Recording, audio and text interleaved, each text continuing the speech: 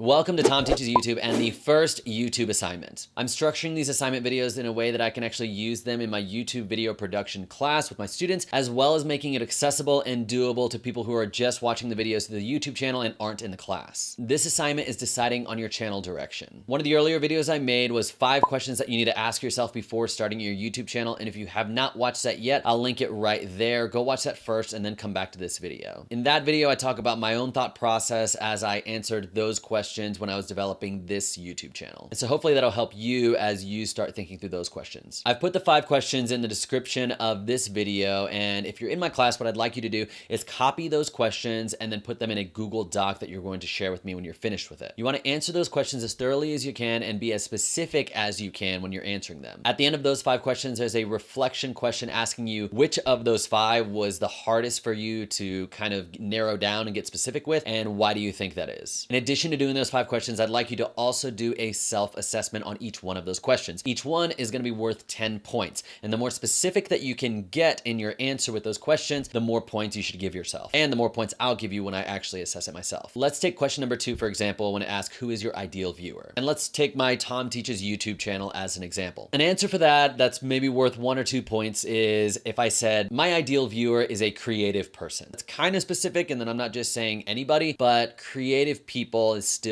pretty broad. Something worth maybe about 5 or 6 points would be creative people who want to make YouTube videos. That's a little bit more specific, but I can get more specific than that. Something that'd be worth 9 or 10 points is fairly tech savvy people who want to grow and create on YouTube and also want a structured classroom environment with specific assignments to complete. The reason that's worth more points is because the more specific that you can get, the easier it'll be for you to actually create content for those people, and the easier it'll be to grow an audience here on YouTube. Now, some of you may have a wide variety of things that you want to do, so just answer this as best as you can and know that you can kind of tweak and revise and change course along the way. But keeping in mind that the more focused you are, the easier it'll be to create and grow here on the platform. So if you're in my class, copy those questions into a Google Doc, give yourself a self-assessment, and then turn that into me. If you're not in my class, copy and paste those questions, maybe in a separate document, and then when you're done with that, paste your answers in the comments below along with a self-assessment. It's okay to say, you know what, on this question, I think I'm probably a 5 because it's not super specific, and that's just the way it's got to be for now. As you progress in your YouTube journey and as you make more videos and you realize what you want to make and who you want your audience to be, these questions will be a little bit easier to answer. So think of this as just where you're at now,